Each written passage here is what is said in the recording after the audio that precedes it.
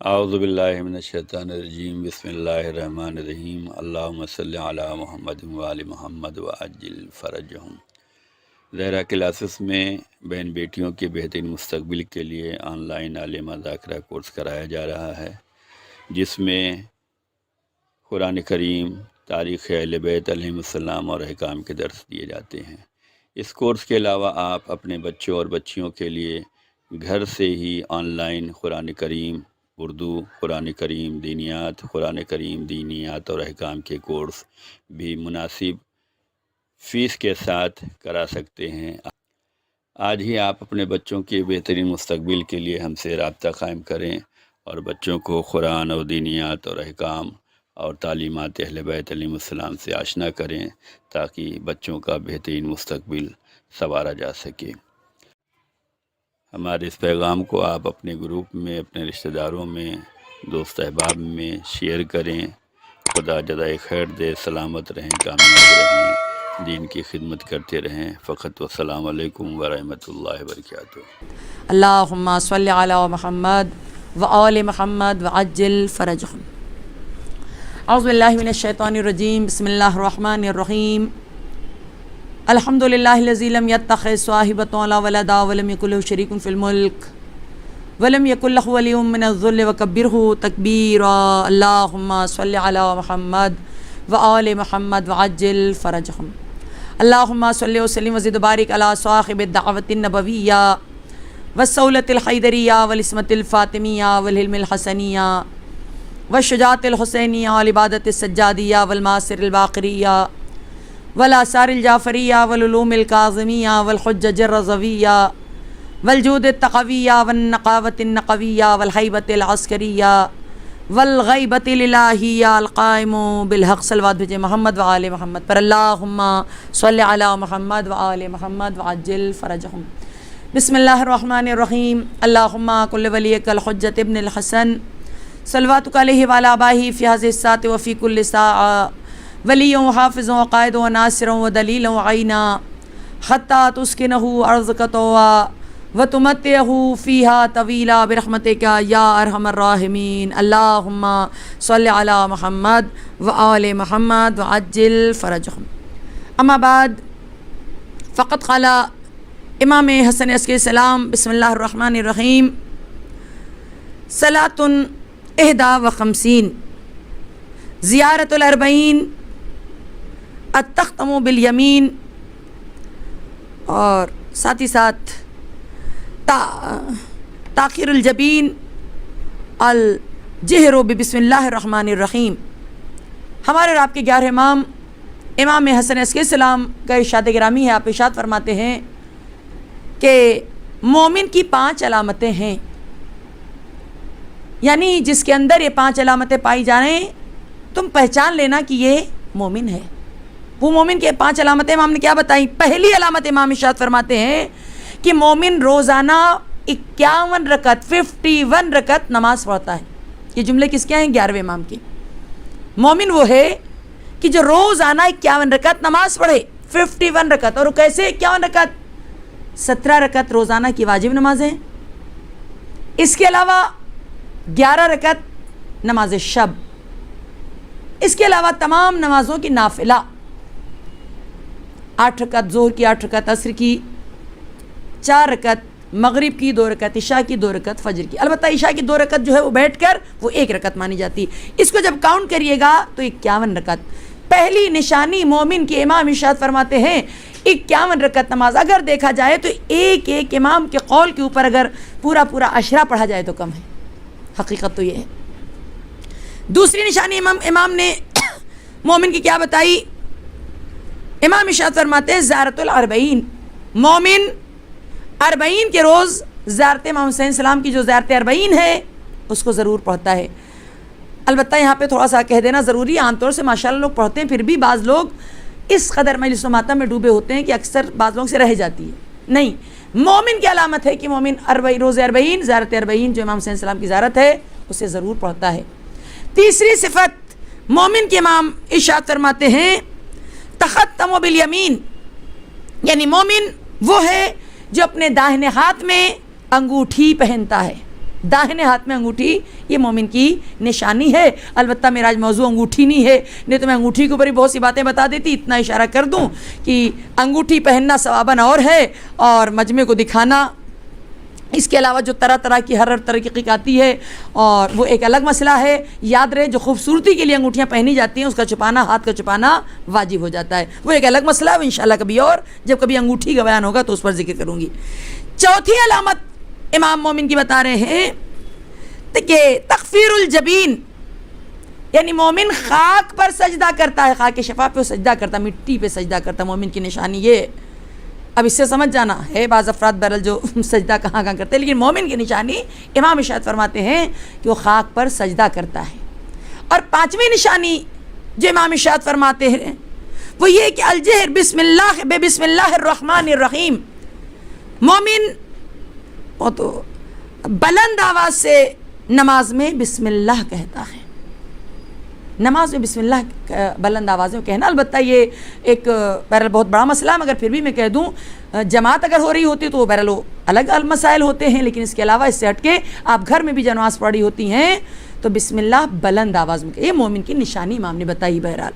और वैसे बात को आगे बढ़ाएंगे तो बात हर काम से पहले मोमिन का बिस्मिल्लाह कहना, ये भी मोमिन की निशानी है, हर काम शुरू होने से पहले जो बहरहाल अच्छे काम हैं। तो इमाम ने बहरहाल मोमिन की निशानियाँ बयान की इसी हदीस के साथ जो हमारे आपके 11 इमाम का कौल था, जिसे मैंने आपके सामने नकल किया। आज मुझे जाहिर सी बात है कि आपके सामने 11 इमाम का जिक्र करना है और साथ ही साथ मैं दुआ भी करूं कि परवरदिगार जो मरीज़ हैं खुदा उनको शिफ़ा अता करें इंशाअल्लाह, क्योंकि आज कई लोगों के लिए इल्तिमास दुआ के लिए कहा गया है।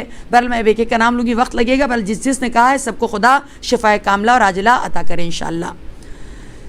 मैं साथ साथ यही कहती चलूँ कि हमारे और आपके 11वें इमाम, आपके वालिद मोहतरम दीन और दुनिया के बादशाह, हमारे और आपके 10वें इमाम इमाम अली नक़ी अलैहिस्सलाम, और आपकी वालिदा माजिदा जिसका नाम हदीसा खातून। हदीसा खातून के लिए वैसे फ़ज़ाइल तो बहुत ज़्यादा है, मगर इस वक्त मैं अगर फ़ज़ाइल की तरफ जाऊँगी तो वक्त ज़्यादा लग जाएगा। बस इतना इशारा कर दूँ कि आपके लिए मिलता है कि हदीसा खातून अपने ज़माने की अफ़ीफ़ा, करीमा, और यही नहीं बल्कि नहायत संजीदा और वरा व तक़वा से भरपूर थीं।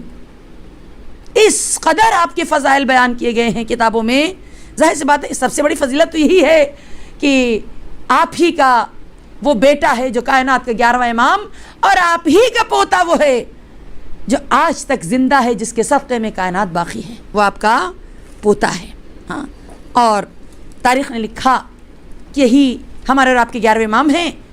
विलादत की तारीख़ जो उलमा ने लिखा वो ये लिखा कि विलादत 10 रबीउल सानी 232 हिजरी 232 हिजरी में जुमे का दिन था। मदीने मुनव्वरा में आपकी विलादत हुई। माँ हदीसा खातून है जो नहायत ही, मैंने बताया, नेक और वरा और तक़वे से भरपूर थी। और आपकी शहादत की तारीख़ 8 रबीउल अव्वल जो अय्याम अज़ा का आखिरी दिन भी होता है, 8 रबीउल अव्वल 260 हिजरी, सामर्रा जो इराक़ में है, सामर्रा की सरज़मीन पर आपको जहर से शहीद किया। और आपको जिसने जहर से शहीद किया उस बादशाह का नाम मोतमिद अब्बासी है। अलबत्ता 10वें इमाम की भी ज़िंदगी में आपने पढ़ा, लेकिन याद रहे 10वें इमाम जब शहीद हुए तो उस वक्त खलीफा मोतज़ बिल्लाह था, लेकिन पूरा पक्का इरादा मोतज़ बिल्लाह का जहर इसके हवाले से दिया गया था। और ख़ुद 11वें इमाम का भी कातिल मोतमिद अब्बासी है। लेकिन जब 10वें इमाम का ज़माना था तो ये बरसरे खिलाफत पर नहीं था, इक़्तिदार पर उस वक्त मोतज़ बिल्लाह था। लेकिन 254 हिजरी 10वें इमाम की शहादत 254 है, और 256 हिजरी में तारीख़ लिख रही है कि क्या कहते हैं, मोतमिद अब्बासी खलीफा बना है उसके वासिले जहन्नम होने के बाद, जो आपकी शहादत का बहरहाल बाइस बना। आपकी पूरी उम्र 28 ईयर्स 28 साल, और मुद्दत इमामत आप माशाल्लाह यहाँ तक पढ़ के आ चुके हैं, सबसे कम आप ही की है। आप जब इमाम बने तो देखिए अभी आपके सामने मैंने बताया कि 232 हिजरी आपकी विलादत की तारीख़ है, ठीक है ना। लेकिन آپ کے بابا کی شہادت کیونکہ 254 ہجری ہے، 253 یا 54 بتائی گئی جو، ٹھیک ہے نا، تو آپ کی عمر ظاہر سی بات مدت امامت جو کہیں گے کتنے سال امام رہے، وہ صرف 6 سال ہے. ویسے تو ہمارے ہر امام ظاہر سی بات ہے پیدائشی امام ہوتے ہیں، لیکن مدت امامت صرف اور صرف 6 سال ہے. یعنی 54 میں ادھر امام کی شہادت اور امام بنے، اور 260 یعنی 260 میں آپ کی شہادت، صرف 6 سال امام رہے ہیں آپ. میں بتاتی چلوں کنزان زہرا، ذمہ داریاں تو ہمارے ہر امام کی بہت زیادہ رہی ہیں، لیکن 11ویں امام کی ذمہ داری اور 11ویں امام کا جو دور امامت ہے، یہ جو زمانہ ہے، سخت ترین زمانہ آپ کا رہا ہے. کیوں؟ سب سے بڑا ریزن یہ ہے کہ رسول کی حدیث ہم سے آپ سے شاید زیادہ دشمنوں کی یاد تھی، اور یاد رکھا ان لوگوں نے کہ جو 12واں آئے گا وہ انہی کی نسل سے ہوگا، انہی کے صلب سے ہوگا، اور وہ قیامت تک زندہ رہنے والا ہے. تو دشمنوں کی کوشش یہ تھی کہ 12واں نہ آنے پائے، لیکن جسے خدا رکھے اسے کون چکھے. اس کے لیے ظاہر سی بات ہمارے 11ویں امام کی بہت قربانیاں ہیں، اپنا بہت کچھ قربان کیا ہے 12ویں کو بچانے کے لیے. صرف اس عنوان سے نہیں کہ وہ میرا بیٹا ہے، بلکہ اس عنوان سے کہ وہ جانشین رسول ہے، اس عنوان سے کہ وہ آخری حجت خدا ہے. حجت خدا کی نگرانی کی ہے آپ نے، یہ بہت بڑا مرحلہ ہے 11ویں امام کے لیے ملتا ہے. کہ ہمارے اور آپ کے 11ویں امام کہ جس کی جو صرف 28 ایئرس زندہ رہے. میں نے اس سے پہلے آپ سے کہا کہ 8ویں امام کے بعد جب آپ دیکھیں گے تقریباً ہر امام کی عمر بہت کم ہے. جیسا کہ آپ نے دیکھا کہ 9ویں امام کی تو کچھ زیادہ ہی کم ہے، صرف 25 سال. اور اس کے بعد جو سب سے کم عمر ہے کس کی ہے؟ شہزادی کے علاوہ میں نے بتایا 28 ایئرس 11ویں امام کی. وجہ یہی ہے، پہلی وجہ میں نے بتایا 8ویں امام کی اولاد دیر سے ہوئی، تو وہاں تو لوگ یہ اطمینان کر کے بیٹھے تھے کہ شاید اب ان کی اولاد نہیں ہوگی، ابتر ہیں. لیکن جب ابتر کا جواب بن کر محمد تقی علیہ السلام آ گئے تھے، لوگوں کا منہ جب کالا ہوا تو پھر لوگوں نے اور کوشش یہ شروع کی کہ اب تو ہماری امیدوں پر پانی پھر گیا، لہٰذا ہم 12ویں کو تو آنے ہی نہیں دیں گے. لہٰذا 8ویں امام کے بعد جتنے بھی ہیں امام، ان کی عمریں آپ کو بہت کم ملے گی. جیسا دیکھا 25 سال 28، اس کے بڑھ کے آگے دیکھو تو پھر یہ بھی ملے گا کہ کیونکہ 8ویں امام کے ہاں اولاد کئی سال تک نہیں ہوئی اور ان کو ابتر کا تانا دیا گیا، لہٰذا آل رسول میں، اہل بیت میں ان کے بعد کے جتنے امام ہیں ان کو ابن الرضا کہہ کے پکارا گیا. رضا کے بیٹے. کیا سب رضا کے بیٹے کا نہیں؟ تم جتنا جلتے ہو سب کو ابن الرضا، ان کو بھی ابن الرضا بھی کہہ کے پکارا گیا ہے. ہمارے 11ویں امام کو بھی آپ کا لقب عسکری، اور آپ کی کنیت ابو محمد. ظاہر ہے کہ آخری امام کا نام محمد ہے. آپ کو صرف اور صرف ایک ہی بیٹا، وہی امام زمانہ، اکلوتے بیٹے ہیں آپ کے. توجہ رے، بہت غور کرنا کنزان زہرا. وہ بھی معجزہ ہے آپ کی ولادت. انشاءاللہ کل کی مجلس میں جب امام کا ذکر ہوگا تو ساری باتیں میں بتاؤں گی، بس اتنا سن لیں کہ واقعاً معجزہ ہے امام زمانہ کا وجود میں آنا، اور پھر اس طریقے سے آج تک تا قیامت تک انشاءاللہ باقی رہنا. آپ سے سوال کیا گیا، سوال کرنے والوں نے سوال کیا کہ مولا یہ بتائیے، سمجھ میں نہیں آتا عورت کو میراث آدھی کیوں ملتی ہے، مرد کو زیادہ کیوں؟ یہ تو بہرحال بعض لوگ آج بھی سوال ہے. امام نے اس کا جواب دیا. آج بھی جس کا سوال ہے کان کھول کر سن لیں. 11ویں امام اس کا جواب دے کر گئے. امام کی آواز آئی اس لیے کیونکہ عورت کے اوپر جہاد واجب نہیں. البتہ گھر کے اندر عورت کا جہاد بہت بڑا ہے، یہ جو میدان جنگ کا جہاد اس کی بات ہو رہی. امام نے کہا ایک تو عورت کے اوپر جہاد واجب نہیں ہے، اور دوسری چیز یہ کہ عورت کے اوپر مرد کا خرچہ واجب نہیں ہے. آج کے جو بہت سے کاہل مرد ہیں، اکثر دیکھا ہے تو واقعاً افسوس ہوتا ہے کہ بہت سی لڑکیوں کی اکثر شکایتیں آتی ہیں کہ کیا کیا جائے، خواہر کیسے کریں، اور وہ کچھ کماتا نہیں، پیتا کھاتا الگ ہے، یہ ہے وہ ساری باتیں، ہم کمائیں بھی ہم گھر کا کام. حقیقت یہ ہے کہ مرد کے خرچے کی ذمہ داری عورت کے اوپر نہیں، بلکہ عورت کے خرچے کی ذمہ داری نفقہ مرد پر واجب ہے. دوسری چیز کیونکہ عورت کے اوپر کیا کہتے ہیں مرد کا خرچہ واجب نہیں ہے. تیسری چیز کیا ہے کہ تیسری چیز اس لیے بھی عورت کو ارث کم ملتا ہے کیونکہ عورت کے اوپر مہر واجب نہیں. مہر کا پیسہ ہمیشہ شوہر دیتا ہے. تو لہٰذا امام نے ارشاد فرمایا یہ 3 بڑی وجہ ہے جس کی وجہ سے عورت کو میراث کم اور مرد کو ڈبل ملتی ہے.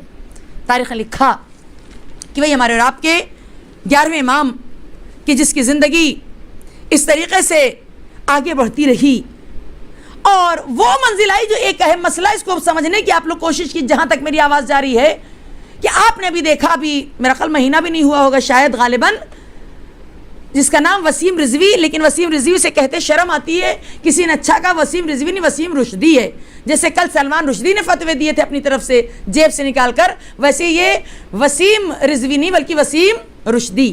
ہاں جیسا کہ اس نے کہا کہ 26 آیتیں قرآن سے نکال دی جائیں اس لیے کہ یہ آیتیں وہ آیتیں ہیں جو آتنکواد کا باعث بنتی ہیں، ہے نا. کوئی جا کے پہلے تو پوچھے وسیم رضوی سے کہ تم کو عربی پڑھنا کتنا آتی ہے؟ بھائی بتاؤ، تم اتنا بڑا کام کرنے جا رہے ہو، تم کو عربی ٹھیک سے پڑھنا بھی آتی ہے؟ ٹھیک سے قرآن بھی پڑھنا تم کو آتا ہے؟ ایک دوسری چیز یہ کہ آج وسیم رضوی نے یہ پہلا کام نہیں کیا، اس سے پہلے بھی تاریخ میں کام ہو چکا ہے، مگر ایک فرق کے ساتھ. وہ فرق کیا؟ وسیم رضوی جاہل، یہ وسیم رشدی. اور اس سے پہلے ایک کا میں ذکر کر دوں جو 11ویں امام کے زمانے میں تھا، جس کا نام تھا غالباً احمد کندی، اسحاق کندی. اسحاق کندی، دیکھیے یہ وسیم رضوی تو جاہل، مگر وہ عالم بھی تھا، فلسفی بھی تھا، پڑھا لکھا تھا. لیکن دیکھیے پڑھ لکھے کا مطلب کیا ہے؟ اتنا بھی نہ پڑھ لو کہ اپنے کیا کہتے ہیں ائمہ کی باتوں، قرآن کی باتوں کو اپنے حساب سمجھ لو، اتنا بھی نہیں انسان کو پڑھنا چاہیے. ٹھیک ہے نا، عالم ہونا اور ہے، لیکن اپنے حساب سے علم کو یہ ذرا مسئلہ ہے. اس نے جب قرآن کو پڑھا تو پڑھنے کے بعد کس حساب سے سمجھا وہ اس کا اپنی سمجھے. اس نے ایک اپنے آپ کو گوشہ نشین کر لیا اور قلم کاپی لے کے بیٹھ گیا، اور اس کا عالم یہ تھا، ایک کتاب اس نے لکھنا شروع کی جس کا نام تھا تناقض قرآن. اس کا ماننا یہ تھا کہ قرآن کی بہت سی آیتیں ایک دوسرے سے مختلف ہیں، الگ الگ ہیں، ہاں مقابلے میں ہیں. اب جب اس نے اس مشورے کو پیش کیا تو کتاب لکھنا ایک زمانے تک بہت موٹی ضخیم کتاب اس نے تناقض قرآن کے نام سے لکھنا شروع کی. یہ دور 11ویں امام کا زمانہ تھا. دیکھیے کون ہے وارث قرآن، کون ہے حامل قرآن، کون ہے قرآن کو بچانے والے، ذمہ داری واقعا کون نبھاتا ہے. کہتے ہیں ایک دن ہمارے 11ویں امام نے اسحاق کندی کے ایک شاگرد کو پکڑا اور اس سے کہا کہ بتاؤ یہ جو تمہارے استاد صاحب کر رہے ہیں وہ کیا ہے، آخر تم لوگ کچھ بول نہیں سکتے. تو اس نے جواب دیا کیونکہ وہ میرے استاد ہیں لہذا ہمارے لیے ان کا جواب دینا مشکل ہے. امام نے کہا ٹھیک ہے، لیکن جو میں کہوں وہ تو تم کر سکتے ہو. کہا وہ ضرور کروں گا. امام نے کہا ٹھیک ہے، تم اپنے استاد کے پاس جانا اور جا کے کہنا کہ آپ یہ بتائیے کہ قرآن میں جو پروردگار عالم نے جو آیتیں نازل کی جو تم سمجھ رہے ہو کیا وہی خدا بھی سمجھ رہا ہے؟ کیا ایسا نہیں کہ جو تم سمجھ رہے ہو اس سے الگ خدا سمجھ رہا ہو؟ کہتے اس کا دماغ گھوم گیا کہ پھر سے سوال کا جواب دو. تو پھر اس نے وہی سوال کیا کہ استاد اتنا بتائیے کہ قرآن کی آیتیں جو بیان کرنا چاہ رہی جو خدا کا مقصد ہے کیا تم نے وہی مقصد کو سمجھا؟ کیا ضروری ہے؟ کیا ایسا ہو نہیں سکتا؟ کیا ایسا ممکن نہیں ہے کہ جو تم سمجھ رہے ہو خدا اس سے الگ سمجھ رہا ہو؟ تو اس نے کہا یہ تو ممکن ہے. تیسری مرتبہ اس نے کہا کیونکہ ظاہر سی بات ایک استاد ہے نا، تو استاد تو شاگرد میں کتنی صلاحیت ہو تو سمجھے گا. ہم ہی اور آپ جو چیز جس کو سکھاتے ہیں اس بچوں کو دیکھ کر اسٹوڈنٹ کو دیکھ کر سمجھ میں آ جاتا نا کہ اس کے اندر کیا صلاحیت ہے. تو یہ تو استاد بہرحال تھا، یہ اپنے شاگرد سے کہتا ہے کہ تمہاری صلاحیت تو اتنی نہیں ہے، یہ بتاؤ تم کہاں سے بول رہے ہو؟ تو اس نے کہا اچھا تم یقین سے کہتے ہو میرے اندر اس کا بالکل صلاحیت نہیں اتنی. تو جب بار بار کہا کہ تم کو قسم ہے تمہیں بتانا پڑے گا، تو اس نے ہاتھوں کو جوڑ کے کہا اے استاد یہ سوال ہمیں کسی اور نے نہیں بلکہ حسن ابن علی نے بتائے ہیں. فوراً وہ چیخ پڑا کہ یہ سوال سوائے خاندان رسالت و امامت کی کوئی کر بھی نہیں سکتا. اور اس کے بعد جو اتنی محنت سے اتنی موٹی کتاب اس نے لکھی تھی، اتنی ضخیم کتاب، کہ فوراً کہا لکڑیاں لائی جائیں، لکڑی جمع کی گئی کہ آگ لگائی جائے. جب آگ لگائی گئی کہ ساری کتاب کو اس میں لا کے ڈال دو اور جل کے راکھ ہو جائے. بہت غور کرنا، یعنی ہمارے 11ویں امام نے قیامت تک کے لیے جواب دے دیا. آج اس کی وسیم رشدی کی کیا مجال ہے جو بولے؟ قیامت تک کے جواب 11ویں امام نے دے دیا کہ اپنے حساب سے آپ قرآن کو نہیں سمجھو، ہاں بلکہ فوراً ہی سوال ہونا چاہیے کہ جو تم مطلب نکال رہے ہو کیا خدا بھی مطلب نکال رہا ہے؟ اسی لیے کہتے ہیں قرآن لو تو اہل بیت سے، ایرو غیروں سے نہ لینا، اپنے آپ سے نہ لینا، قیاس نہ کرنا، ورنہ غلطیوں میں مبتلا ہو جاؤ گے. بل خدا دنیا میں ہر فرد کی اصلاح کرے، اور جو ایسے ہیں وہ تو تقریباً واجب القتل ہیں.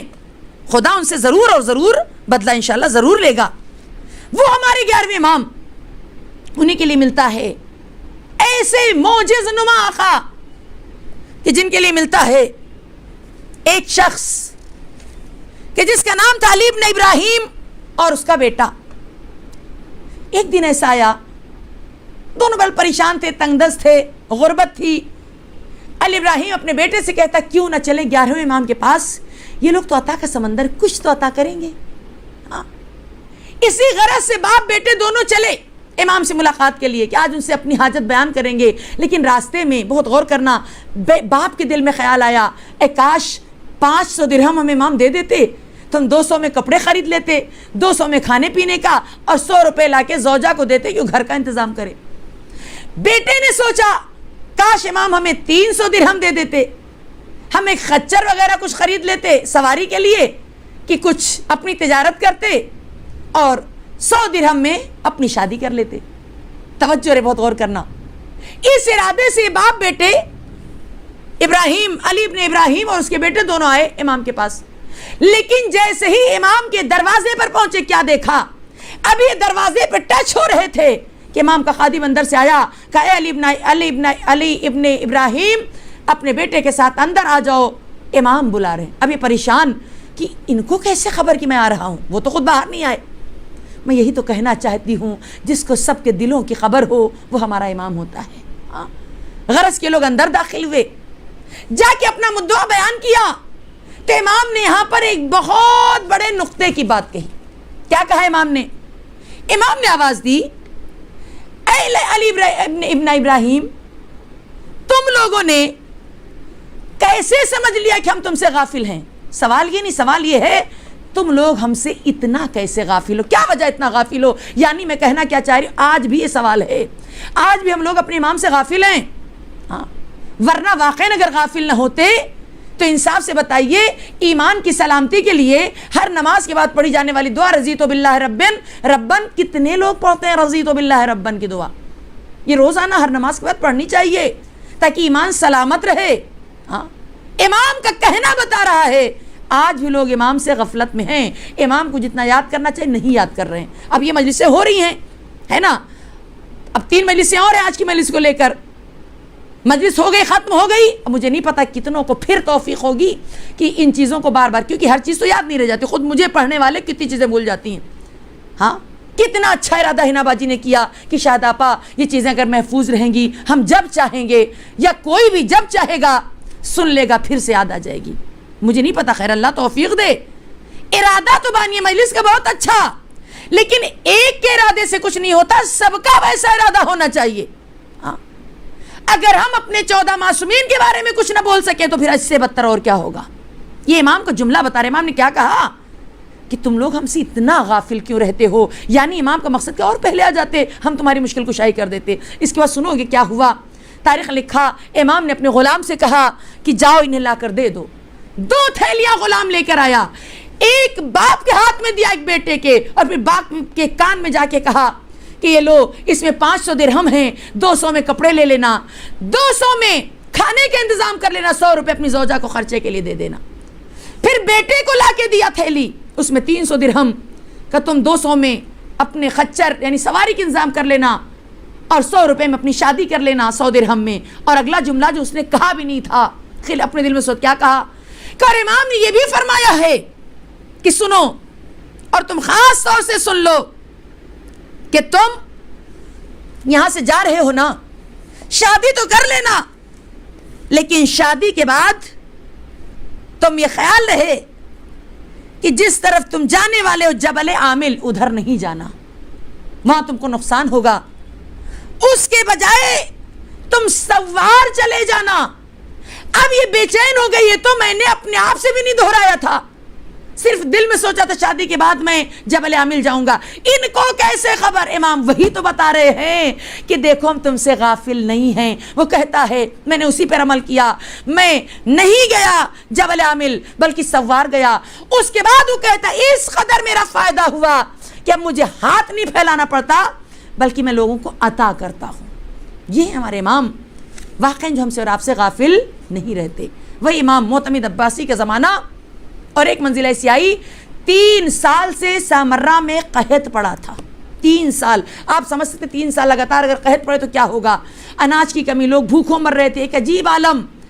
معتمد عباسی اپنے لشکر والوں کو لے کر کئی مرتبہ نماز استسقا پڑھائی, مگر بارش کا قطرہ نہ برسا تو نہ برسا. آخر میں نصارہ کے کچھ افراد اپنے راہبوں کو لے کر نکلے, اور جب یہ لوگ باہر آئے, کیونکہ 3 سال لگاتار ایسا ہو گیا تھا, کبھی اچھا موقع ہے ان کو تمام مسلمانوں کو اپنی طرف لانے کا, کہ دیکھو تمہارا مذہب غلط ہے, ہمارا مذہب اچھا ہے, لہٰذا یہ کہہ کر یہ اپنے راہبوں کے ساتھ آئے. اور جب ان لوگوں نے نماز پڑھی, نماز پڑھنے کے بعد, نماز پڑھی نہیں پڑھی بہرحال, ان لوگوں نے جب ہاتھوں کو بلند کیا تو باقاعدہ کالے ابر آئے اور بارش ہوئی. ایک دن ایسا ہوا, پھر 2 دن ایسا ہوا, تو اب ظاہر سی بات ہے معتمد پریشان. اور اس کا اثر یہ تھا کہ لوگ فٹافٹ مذہب چینج کرنے لگے. دیکھیے یہاں پہ ایک بات اور بتا دوں, ہمارے مذہب یہ ہمیں سکھا, جو آج لوگوں شیعوں کو کہا جاتا ہے کہ شیعہ فسادی ہے وہ, یا مسلمان ایسے ہوتے ہیں, نہیں, خبردار نہ کہنا. کیوں؟ اگر کوئی ہندو ہے, کوئی مسلمان ہے, کوئی کیا یہودی نصرانی, ہم کو اس سے مطلب نہیں ہے. ہم صرف ان کو راستے پہ لانے کی کوشش کریں گے, زبردستی نہیں, ٹھیک ہے نا. لیکن اگر ایک بار کوئی مسلمان بن گیا, یا مسلمان ہے یا بن گیا, اس کے بعد اگر دوبارہ وہ پلٹتا ہے تو وہ مرتد کہلاتا ہے اور واجب القتل ہے. کیونکہ تم ادھر آنے کے بعد اب نہیں جانا, یہ تو سوچ سمجھ کے آنا تھا. ہاں ظاہر سی بات ہے کئی لوگ مرتد ہونے لگے, پلٹنے لگے, رد کرنے لگے اپنے مذہب کو, ادھر جانے لگے.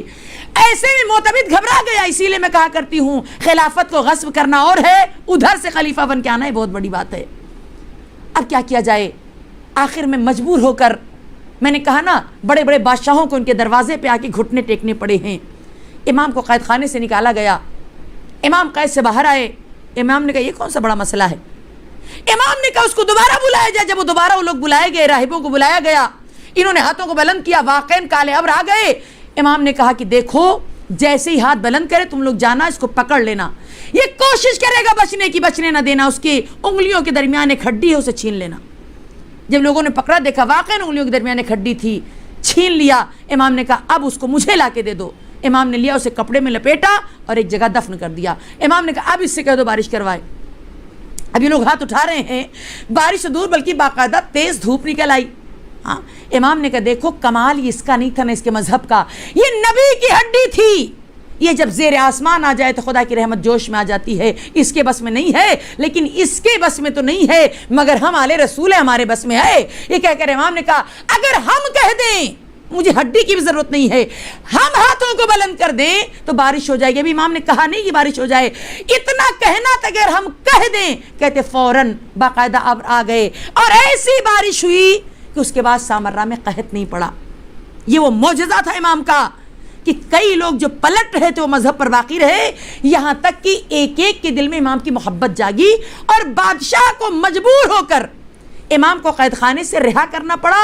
وہ 1 سال ایسا زمانہ گزرا ہے اس قحط کے بعد والا, جب امام کے اس معجزے کو دیکھا کہ 1 سال امام قید سے الگ رہے, قید نہیں رہے. البتہ نگرانی تھی, لیکن ظاہراً قید سے رہا کیا گیا, کیونکہ ہر کوئی ان کی طرف مائل ہو رہا تھا. 1 سال, پہلی گرفتاری کے بعد دوسری گرفتاری 1 سال کے بعد پھر ہوئی ہے ہمارے 11 امام کی. بار بار آپ کو گرفتار کیا گیا ہے, جھوٹے الزام لگا کر کہ حکومت کے خلاف لوگوں کو بھڑکا رہے ہیں, اسلحے جمع کر رہے ہیں, کیا کیا کیا کیا باتیں کہہ کے کئی بار آپ کو کیا 2 بار گرفتاری کا ذکر ملتا ہے. معتمد عباسی خدا اس ملعون پہ بہرحال لعنت کرے. یہاں تک کہ تاریخ نے لکھا کہ یہ ہمارے امام کہ جن کا عالم یہ تھا کہ زندگی کا زیادہ حصہ آپ کا بھی قید خانے میں گزرا. ہاں میں بار بار یہ جملہ کہ 8ویں امام کے بعد جتنے بھی امام ملیں گے ان پر سختی بہت زیادہ ہوئی, صرف اس لیے کہ 12واں نہ آنے پائے, 12واں نہ. اور 11ویں امام وہ ہیں کہ جو ڈائریکٹ حدیثیں وہ آپ کو ان سے ملیں گی, کیونکہ 12 امام تو 5 ہی سال کی عمر میں پردے غیب میں چلے گئے, ہے نا. اور سب کو یہ بھی معلوم ہے کیونکہ انہی سے امام زمانہ آنے والے ہیں. تو آپ اس سے اندازہ لگائیے کس قدر دشمنی رہی ہوگی ہمارے اور آپ کے 11 امام سے لوگوں کو. اسی لیے تاریخ میں خاص بات آپ کے لیے عرض کر دوں, مجھے نہیں پتا کون کون اس کو فالو کرنے والا ہے, لیکن بتانا بہت ضروری ہے کہ 11ویں امام کے لیے ملتا ہے کہ امام حسن عسکری علیہ السلام نے چند امور کی رعایت کرنے کے لیے اپنے شیعوں کو تاکید کی ہے. اگر ہم آپ شیعہ ہیں تو یہ تو ہر انسان اپنے بارے میں بہت جانتا ہے. کیا؟ اعلان کیا امام نے فرمایا پہلی چیز میں تمہیں اے میرے شیعو میں تمہیں دین میں تقوی کی وصیت کرتا ہوں. یہی وصیت امام علیہ السلام نے بھی آخری وقت میں کی تھی, پہلے امام نے بھی سیم وصیت یعنی پہلے نے جو کی تھی وہی 11ویں امام کی وصیت ہے کہ میں تمہیں دین کے معاملے میں تقوی کی وصیت کرتا ہوں. اور پھر دوسری بات امام کہتے ہیں خدا کے لیے اپنے کاموں کو انجام دو اور کوشش کرو کہ جو بھی کام کرو وہ خدا کے لیے ہو, خلوص سے ہو. یہ خلوص بہت اہم ہے کنزان ظاہرہ. حقیقت یہ ہے کہ اگر آپ خلوص کریں گی نا جس کام میں بھی, اس کام کو خدا خود ہی آگے بڑھا دیتا ہے. آپ دیکھیے مجلس کا دیکھ لیجئے, 14 معصومین کی مجلس نوازین شروع کیا, نہ جانے ان کا کیا خلوص تھا, خود بخود تاریخ سیٹ ہوتی چلی گئی. یہ آپ نے خود دیکھا محسوس کیا. واقعاً اللہ سب کے خلوص کو انشاءاللہ دن دنی رات چوگنی ترقی عنایت کرے. امام تیسری چیز کہتے ہیں امانت کو اس کے مالک کو واپس کرو, چاہے وہ اچھا ہو یا برا. یعنی جس کا بھی امانت آپ کے پاس ہے اس کی امانت واپس کرو, چاہے سامنے والا انسان اچھا ہو چاہے برا. کیوں امام نے بتایا؟ کہتے اچھا اس کے بعد یہی نہیں, امام آگے کیا کہتے ہیں بہت اہم ہے. قرآن کہتا ہے کہ نماز ہمارے پاس خدائی امانت ہے. یہ نماز جو ہم لوگ کے پاس ہے, کیا کہا امام, یہ 11ویں امام جملہ قرآن کہتا ہے, قرآن کہہ رہا ہے کہ نماز ہمارے اور آپ کے پاس خدائی امانت ہے. اب اگر اس چیز کو 11 امام کے جملے سے لائیے تو کتنا خطرناک جملہ بنے گا کہ اگر نماز خدائی, اگر کیا بہرحال ہے قرآن کہہ رہا تو یقیناً ہے خدائی امانت. تو جب خدائی امانت ہمارے اور آپ کے پاس, ہمیں آپ کو کیا کرنا چاہیے؟ پڑھ کے اس نماز کو خدا کے پاس بھیج دینا چاہیے, واپس کرنا چاہیے. اور اگر امانت میں خیانت کیا تو ظاہر سی بات ہے مسئلہ خطرناک ہو جائے گا. امام کرنی امانت کو واپس کرو. اس کے بعد امام ارشاد فرماتے ہیں, یہ خاص طور سے ہمارے نوجوان بچیوں اور بچوں کے لیے, 11ویں امام یہ کہتے ہیں سجدوں کو طولانی کرو. اور ہمارا آپ کا سجدہ سیکنڈوں میں, اور گئے جانے کی دیر ہوتی اٹھ کے بیٹھ جاتے ہیں. امام کہتے ہیں نہیں, سجدوں کو طولانی کرو, جتنا طولانی سجدہ ہوگا گناہ اتنے تمہارے کم ہوتے چلے جائیں گے. امام کہہ رہے ہیں سجدوں کو طولانی کرو. آج کل کے بچے واقعاً حقیقت یہ ہے, اور یہ بات جو امام نے کہی 11ویں امام نے, خطبہ شعبانیہ میں رسول خدا نے بھی یہ جملہ فرمایا تھا, سجدوں کو طول دو, سجدوں کو طولانی کرو. خاص طور سے ہمارے چوتھے امام کا سجدہ, مولا علی کا سجدہ جو بہت مشہور ہے, ایسے سجدے ہوتے تھے کہ خود شہزادی کہتی نظر آئیں کہ کبھی کبھی ایسا لگتا تھا جیسے روح گلشن جنت کو پرواز کر گئی ہو. لیکن آج کل میں نے اکثر دیکھا ہے کتنے بچے تو سجدہ کرتے ہی نہیں, شکر کا سجدہ کرتے ہی نہیں. یہ ساری نمازوں ختم کرنے کے بعد شکر کا سجدہ بھی بہت طولانی کرنا چاہیے انسان کو. پھر امام ارشاد فرماتے ہیں پڑوسیوں کے ساتھ اچھا سلوک کرو, پڑوسی چاہے کوئی بھی کیوں نہ ہو, کسی مذہب کا کیوں نہ ہو. اس لیے کہ اگر تم ان کے ساتھ رعایت کرو گے, ان کی نیند کا خیال, مثلاً ہوتا ہے ایسا نا, یہ میں تو کہتی ہوں یا اللہ دنیا تو دنیا میں انسان اگر پڑوسی اچھے نہیں تو انسان اپنا گھر چینج کر لیتا, آخرت میں کیا کرے گا؟ آخرت جو مل گیا وہی رہے گا. نہیں, آخرت میں بھی انسان کو اچھا پڑوسی ملے, مولائی پڑوسی ملے, وہاں بھی جشن کریں, وہاں بھی مجلسیں کریں انشاءاللہ, وہاں بھی ماتم کریں انشاءاللہ. کہا اس لیے کہ جب تم اس کی رعایت کرو گے ہر بات کی تو وہ لوگ یہ سوچیں گے شیعہ ایسا ہوتا ہے, علی والے ایسے ہوتے ہیں. یہ بہت بڑی بات ہے. پھر امام فرماتے ہیں یہ بھی بہت اہم ہے, ہمارے لیے باعث عزت بنو, شرمندگی کی وجہ نہ بنو, شرمندگی کا سبب نہ بنو. کیوں؟ اس لیے کہ میں اکثر کہ شرمندگی سبب کا مطلب سمجھیں آپ کہ اگر آپ اپنی اولاد کے ساتھ کہیں جا رہی ہیں, کہیں کسی بس میں گئی, اچھے خاصے لوگ ہیں, خدا نخواستہ آپ کے بچے نے کسی کی مثلاً گھڑی چرا لی, اور گھڑی ہوا آپ کے بچے کی جیب سے نکلی, کیسا لگے گا بتائیے؟ شرم سے گڑ جائیں گے نا, گھڑی چرا لیا. ہم لوگ کتنی چوری کر کے جا رہے ہیں معلوم؟ ہاں, روایت کے جملے ہیں کہ جب سوال کیا گیا معصوم سے سب سے بڑا چور کون کا, جو نماز میں چوری کرے. اب جو نماز قضا کرتے ہیں تو پتہ چلا کہ سب چور ہی پتہ چلا جا رہے ہیں. ہاں, کیا کہا؟ ہماری شرمندگی کا باعث نہ بنو, عزت کا باعث بنو. پھر امام فرماتے ہیں لوگوں کو ہماری دوستی کی طرف بلاؤ, برائیوں کو برائی کی طرف نہ بلاؤ. کیوں؟ اس لیے کہ برائی ہم سے کوسا بہت دور ہے, آ بھی نہیں سکتی برائی ہمارے قریب, اور اچھائی کے ہم ہی ہیں مالک. لہذا لوگوں کو ہماری دوستی کی طرف کہے کے لیے, اچھائی کے لیے بلاؤ. پھر امام ارشاد فرماتے ہیں ہمارے علاوہ جو بھی امامت کا دعویٰ کرے, یعنی ہم 12 کے علاوہ, اس کو جھٹلا دو, اور کثرت سے خدا کا ذکر کرو. خدا کا ذکر جگہ جگہ, خدا خدا خدا. اپنے بچوں کو بھی بات سکھائیے, ہر جگہ ان کو خدا یاد آئے, ہر جگہ. جو بچے جھوٹ بولتے ہیں اللہ ان کو توفیق دے سچ بولنے کی.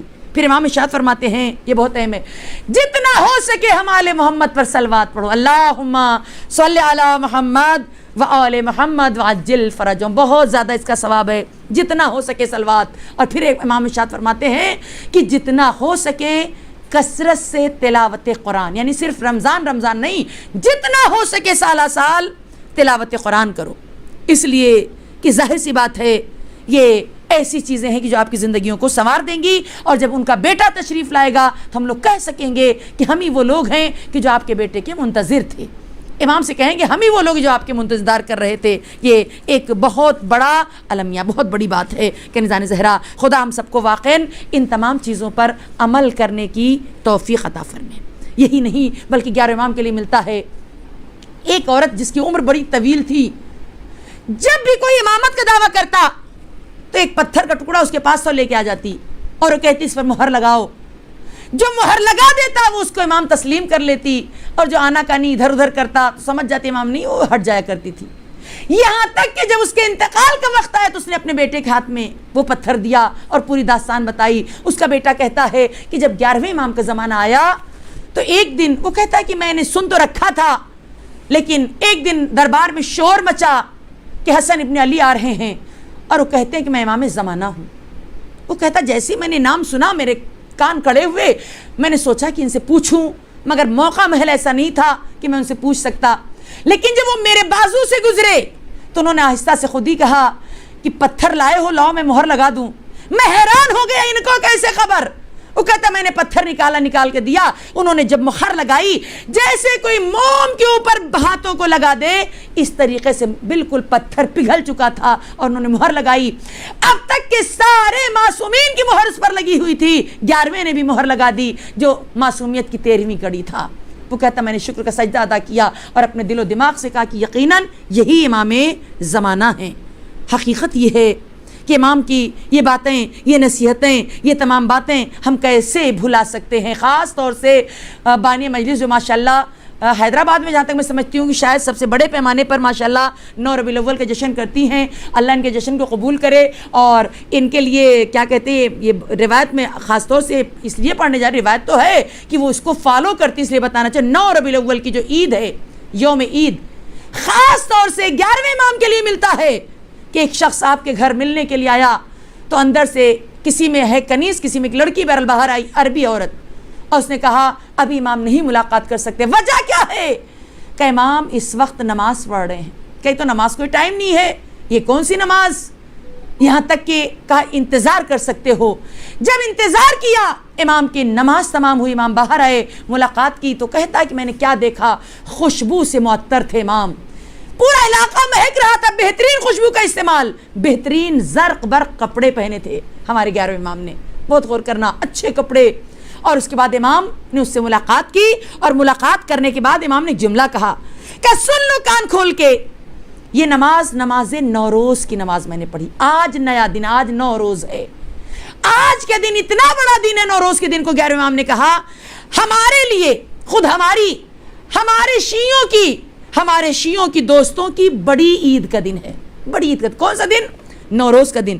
آج کے دن کا غسل کرو، خوشبو لگاؤ، خوشبو لوگوں کو ہدیہ کرو، نئے کپڑے پہنو، نئے کپڑے پہناؤ اور عیدی دو۔ بہت غور کرنا، اس لیے میں نے کہا نا کہ پتہ نہیں، روایت تو یقیناً انہوں نے پڑھی ہوگی شاید، اسی لیے وہ ثواب اتنا کما رہی ہیں، مگر یہ بہت بڑی بات ہے۔ میں کیا، پوری خواجہ جماعت کیا، پورا حیدرآباد ہی جانتا ہے کہ 9 ربیع الاول کا جشن ماشاءاللہ خیر، اللہ ہماری زکیہ آنٹی کی بھی مغفرت کرے کہ ماشاءاللہ بہت شان سے بیچاری پڑھتی تھی، بہت اچھا لگتا تھا۔ لیکن ہنا باجی سال میں ایک موقع یہ ان کے لیے بہت بڑا ہمیشہ آتا ہے کہ تمام بہترین سے بہترین ذاکراؤں کو جمع کرتی ہیں، وہ ہدیہ سب کو پیش کرتی ہیں، یعنی بتاتی ہیں کہ میں 11 امام کی اس حدیث کو فالو کرتی ہوں۔ بہت مبارک ہو نا باجی، بہت مبارک ہو آپ کو۔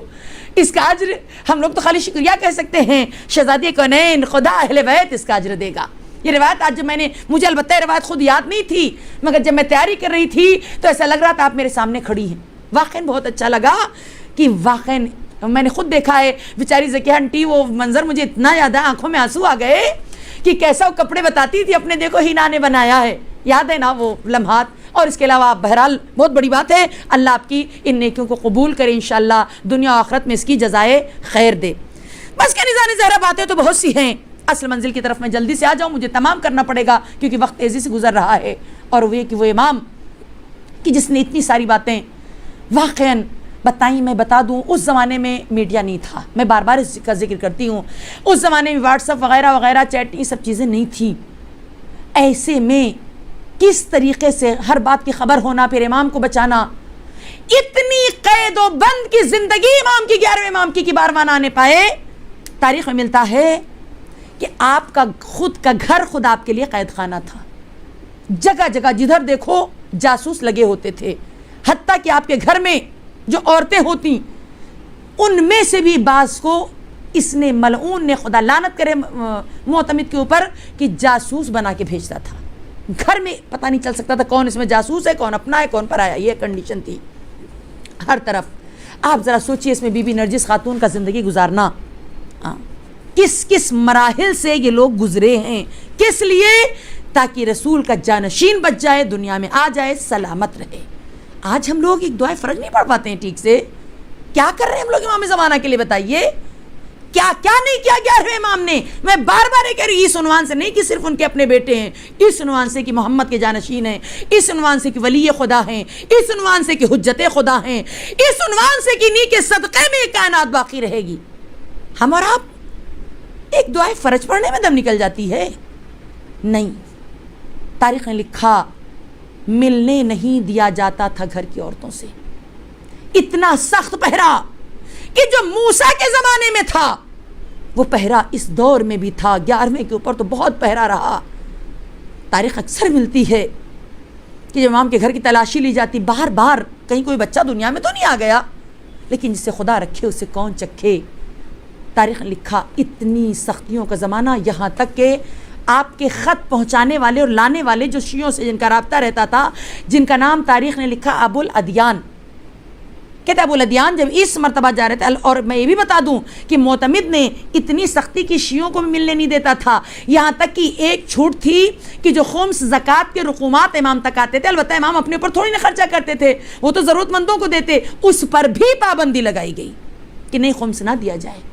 بہرحال ایسے میں جو یہ درمیان کے تھے، ابو الادیان جس کا نام تھا، خطوط لے جاتے، جواب لے کے آتے، اس میں بی بی شتیتہ کا واقعہ برابر ماشاءاللہ سنتی ہی رہتی ہیں کہ امام نے کتنا بڑا درجہ ان کو دیا، کس طریقے سے قبول کیا۔ میں پھر یہ دعا کرتی ہوں اللہ ابھی بھی جو لوگ خمس نہیں نکالتے، اللہ ان کو خمس نکالنے کی توفیق عطا کرے۔ بہت بڑا مرحلہ، ورنہ ہمارا مال پاک نہیں ہوتا، حلال کما کے حرام ہو جاتا ہے۔ بہرحال کنزان زہرا ابو الادیان جب اس مرتبہ جانے لگے تو 11 امام نے کہا ابو الادیان تم جا رہے ہو جاؤ، خدا حافظ، لیکن جب پلٹ کے آؤ گے نا، 15 دن کے بعد ان کو واپس آنا تھا، 15 دن کے بعد جب تم پلٹو گے تو تم دیکھو گے کہ سامرہ کے گھر گھر میں ماتم برپا ہے اور مجھے زہر سے شہید کر دیا جائے گا۔ تب الادیان نے ہاتھوں کو جوڑا کہ مولا پھر ہمارا امام زمانہ کون ہوگا؟ تو امام نے آواز دی کہ اے ابو الادیان، اس قدر جاسوس میرے چاروں طرف ہیں، میں تم کو لا کے دکھا نہیں سکتا، لیکن 3 نشانیاں بتائے دے رہا ہوں، جس کے اندر یہ 3 نشانیاں ملے سمجھنا وہی امام زمانہ ہے، وہی حجت خدا ہے۔ وہ 3 نشانیاں جو ہمارے امام نے بتائیں وہ کیا تھیں؟ امام نے ارشاد فرمایا اے ابو الادیان، پہلی نشانی تو یہ ہے کہ جو میری نماز جنازہ پڑھائے وہ امام زمانہ ہوگا، یہ پہلی نشانی ہے۔ اور اے ابو الادیان، دوسری نشانی یہ ہوگی کہ جو تم سے خمس کے رقومات کے بارے میں سوال کرے وہ امام زمانہ ہوگا، وہی میرا جانشین ہوگا۔ اور تیسری نشانی یہ ہے اے ابو الادیان، جو میرے خطوں کا جواب تم سے، میرے خطوں کے جواب کا مطالبہ کرے اور رقومات کو گنے بغیر بتا دے اس تھیلی میں اتنی ہے، اس تھیلی میں اتنی رقم ہے۔ خیر ابو الادیان چلے گئے کیونکہ امام کا حکم تھا، لیکن کنیزان زہرا سن سکو گے میں کس زبان سے بیان کروں؟ ادھر ابو الادیان گئے اور ادھر عالم یہ ہے کہ یہ جو واقعات گزرے میں نے بتایا نا، جیسے قحط کا زمانہ اور پانی کی بارش ہونا، اور اس طریقے کے 2-3 ایسے معجزے کہ جس کی وجہ سے عالم یہ تھا کہ حکومت میں جو لوگ کام کرنے والے تھے یا جو بھی تھے، سب کا عالم یہ ہو گیا تھا کہ سب کی زبانیں بادشاہ کے ساتھ تھیں لیکن دل امام کے ساتھ تھا۔ ہاں، بار بار وہ سخت سے سخت ترین قید خانے میں ڈالتا، ناصبی کو لاتا ان کی دیکھ ریکھ کے لیے، اور ایک کہہ دیتا جتنا ہو سکے حسن عسکری کو اذیت دو یہاں تک کہ وہ دنیا سے چلے جائیں۔ لیکن ان کا کردار اتنا اعلیٰ تھا، ہر کوئی ان کا ہو جاتا، انہی کا گرویدہ ہو جاتا۔ عزادارو سن سکو گے، لیکن دشمنی اتنی بڑھتی چلی گئی کہ تاریخ نے لکھا کہ 6 ربیع الاول کو آپ کو زہر دیا گیا، 7 ربیع الاول ایسی گزری جیسے امام علی کی 20 رمضان، مولا علی کو 19 کو ضربت لگی تو 20 کا دن تڑپ کے گزارا، اور ہمارے 11ویں امام کو 6 تاریخ کو زہر دیا گیا۔ تو عالم یہ تھا کہ 7 ربیع الاول کو آپ بستر پہ مچھلی کی طرح تڑپ رہے تھے، جیسے مچھلی کو پانی سے باہر نکال دو، نہ اچھلتی ہے، کودتی ہے، تڑپتی ہے۔ امام کا بھی یہی عالم تھا، دونوں ہاتھوں سے کلیجہ پکڑے ہوتے، کبھی حسن یاد آتے، کبھی بابا کو یاد کرتے، ایک کو یاد کرتے، آنکھوں میں آنسو آ جاتا، کبھی 5 برس کے بچے کو دیکھتے، میرا بچہ اس کم سنی میں یتیم ہو جائے گا، کبھی بی بی نرجس کی بیوگی کو یاد کر کے امام روتے۔ عزادارو کلیجے تھام کے سننا منزلیں وہ آئی کہ 7 ربیع الاول بڑی کرب و بے چینی میں گزرا، ہائے 8 ربیع الاول کی غضب کی صبح آئی، صبح کا وقت تھا، امام علی مقام بستر پہ تڑپ رہے تھے، شہادت سے پہلے تمام امامات کی تمام چیزیں بارہویں کے حوالے کیا۔ میرے لال تمہیں میری نماز جنازہ پڑھانا ہے، میرے لال میں تمہیں بڑی کم سنی میں چھوڑے جا رہا ہوں بیٹا، دشمن زمانہ ہے، اس عالم میں تجھے چھوڑ کے جا رہا ہوں بیٹا، تیرا خدا نگہبان ہے۔ اس کے بعد امام نے آواز دی میرے شیعوں کا خیال رکھنا، کہتے کہتے من کا ڈھل گیا، 11ویں امام سے دنیا خالی ہو گئی۔ عزادارو امام زمانہ کم سنی میں یتیم ہو گئے، اللہ آپ کی آوازوں پہ رحمت نازل کرے، گھٹ گھٹ کے نہ رونا۔ عزادارو تاریخ لکھ رہی ہے 5 برس کا بچہ اپنی ماں کے ساتھ ایک مرتبہ اندر ہی گھر میں اپنے بابا کو غسل دیا، کفن پہنایا، اور جب جنازہ تیار ہو گیا، نماز پڑھانے کے لیے جنازہ رکھا گیا، تو تاریخوں میں ملتا ہے کہ اکثر معتمد سب کی نمازیں پڑھاتا تھا، لیکن ہم شیعوں کا عقیدہ کیا، امام کی نماز امام ہی پڑھاتا ہے۔ عزادارو سنو گے، ایک مرتبہ جب جنازہ لا کے رکھا گیا تو معتمد خود آیا اور تمام رئیسوں کو دکھا کے کہتا ہے غور سے دیکھ لو، چہرے سے کفن ہٹایا، کہ غور سے دیکھ لو یہ اپنی موت مرے ہیں، یعنی کہنا چاہ رہا ہے کسی نے کچھ کھلایا نہیں، ملعون خدا تجھے بتائے گا تو نے کیسا غضب ڈھایا، خود فاطمہ انشاءاللہ خود امام زمانہ تجھ سے انتقام لیں گے۔ بس کا نظام زہرا تاریخ لکھ رہی ہے وہ منزل آئی کہ نماز جنازہ کے لیے جنازہ رکھا گیا، وہ تو ملعون چلا گیا اور اپنے کچھ جاسوسوں کو بھیج دیا تھا کہ جا کے دیکھنا نماز کون پڑھاتا، یہ باتیں کل انشاءاللہ آئیں گی، لیکن آج اتنا بتا دوں کہ جیسے ہی لا کے جنازہ رکھا گیا، آپ کے بھائی جناب جعفر آگے بڑھے، ابھی نماز کی نیت کرنا چاہتے تھے کہ لوگوں نے کیا منظر دیکھا، خیم ایک مرتبہ گھر کا پردہ اٹھا، ایک چاند سا 5 برس کا بچہ آگے آیا اور آ کر قبا پکڑ کے چچا پیچھے ہٹیے، امام کی نماز امام پڑھاتا ہے۔ 5 برس کا سن تھا مگر اتنا روب تھا کہ جعفر کو پیچھے ہٹنا پڑا۔ 5 برس کے بچے نے نماز پڑھائی، میں کہوں گی مولا کم سنی ضرور تھی، بیٹا اسی لیے ہوتا ہے، آپ نے نماز بھی پڑھا دی، آپ نے غسل بھی دیا، مگر ہائے کربلا، ہائے غریب حسین، بیٹا موجود ہے مگر نماز کیسی، غسل کیسا، اللہ آپ کے پرسے کو قبول کرے۔ بس تاریخ لکھ رہی ہے کہ حکومت نے بڑی شان سے جنازہ اٹھوایا، امام کا جنازہ اٹھا، پیچھے پیچھے لوگ ماتم کر رہے تھے، ہمارا امام چلا گیا، بی بی نرجس آواز دے رہی تھی میرے والی مجھے کس پر چھوڑ کر جا رہے ہو، امام زمانہ کی غربت، کم سنی میں امام یتیم ہو گئے۔ میں کہوں گی مولا اس گھرانے میں کم سنوں میں بڑی مصیبت آئی، ادھر امام زمانہ کی یتیمی یاد کر کے رو لیجئے، ادھر آئیے علی کی بیٹی زینب، ہائے کم سن بچے تھے نا انو محمد.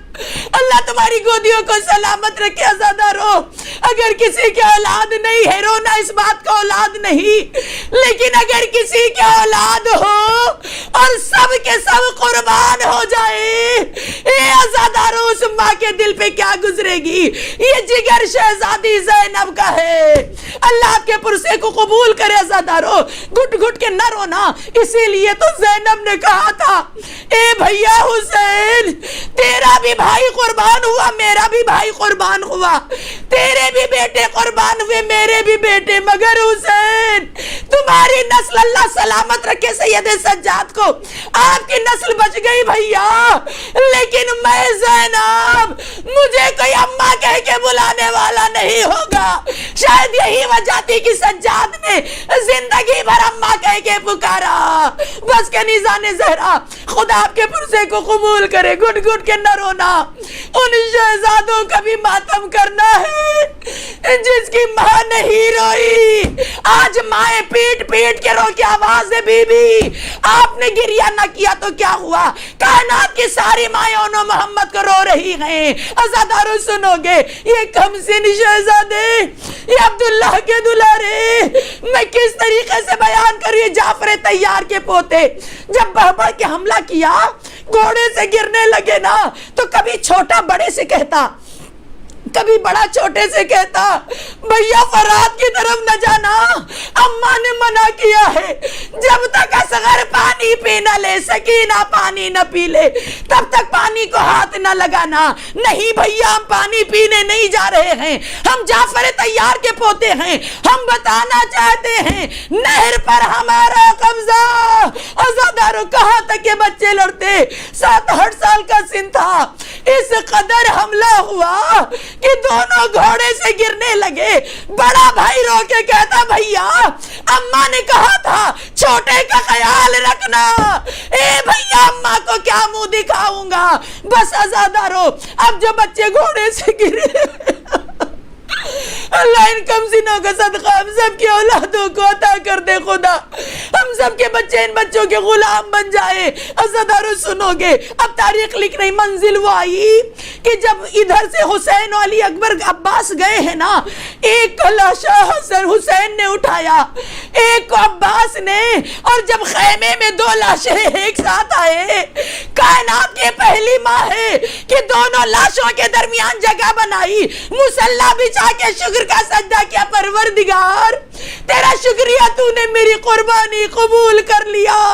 اولاد والوں یہ ماں نہیں روئی. 11 محرم کو قافلہ چلا, ساری بیویاں اپنے بچوں سے ملنے گئی. زینب حسین کو روتی رہی, نیزوں پہ سر بلند ہے. زینب حسین کو روتی رہی. رہائی ملی جب سارے سر آنے لگے, ایک ایک نے سب کا سر لیا, 2 سر کا لینے والا کوئی نہیں.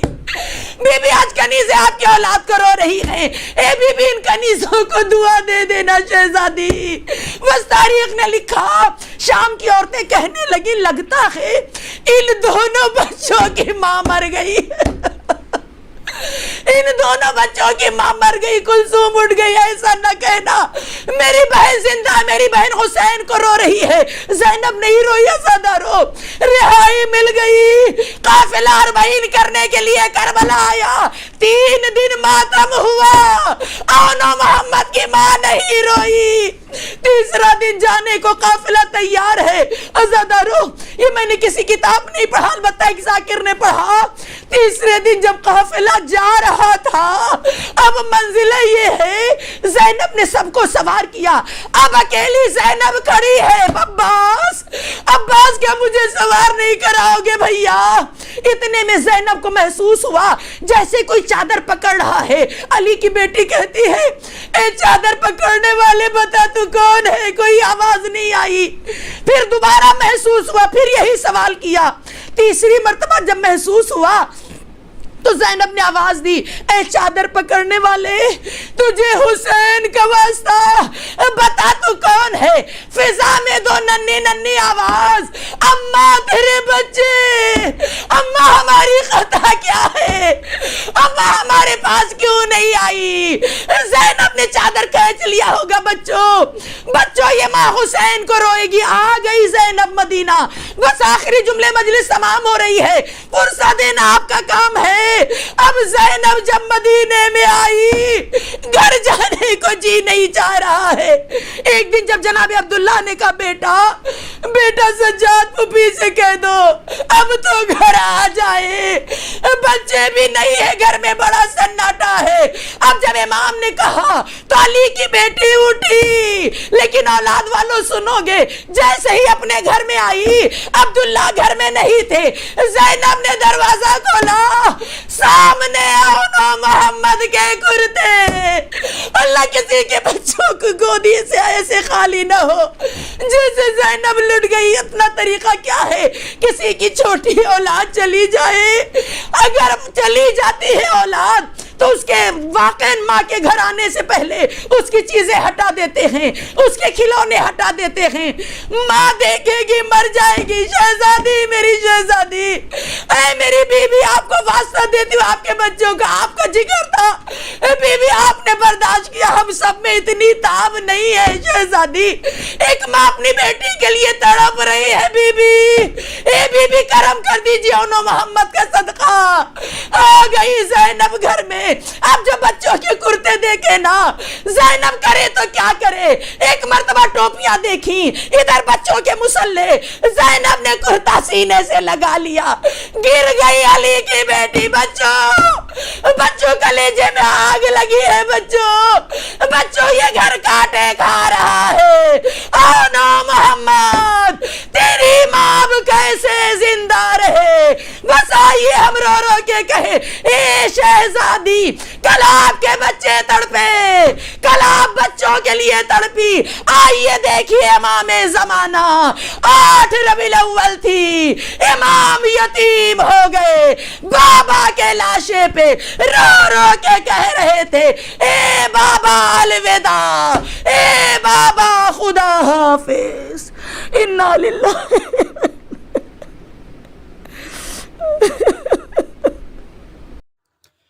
اعوذ باللہ من الشیطان الرجیم، بسم اللہ الرحمن الرحیم، اللہم صلی علی محمد وآل محمد وعجل فرجہم۔ زہرا کلاسز میں بہن بیٹیوں کے بہترین مستقبل کے لیے آن لائن عالم مذاکرہ کورس کرایا جا رہا ہے، جس میں قرآن کریم، تاریخ اہل بیت علیہم السلام اور احکام کے درس دیے جاتے ہیں۔ اس کورس کے علاوہ آپ اپنے بچوں اور بچیوں کے لیے گھر سے ہی آن لائن قرآن کریم اردو، قرآن کریم دینیات، قرآن کریم دینیات اور احکام کے کورس بھی مناسب فیس کے ساتھ کرا سکتے ہیں۔ آج ہی آپ اپنے بچوں کے بہترین مستقبل کے لیے ہم سے رابطہ قائم کریں اور بچوں کو قرآن اور دینیات اور احکام اور تعلیمات اہل بیت علیہم السلام سے آشنا کریں، تاکہ بچوں کا بہترین مستقبل سنوارا جا سکے۔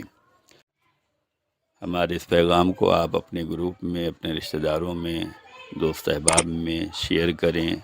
خدا جزائے خیر دے، سلامت رہیں، کامیاب رہیں، دین کی خدمت کرتے رہیں۔ فقط والسلام علیکم ورحمۃ اللہ وبرکاتہ۔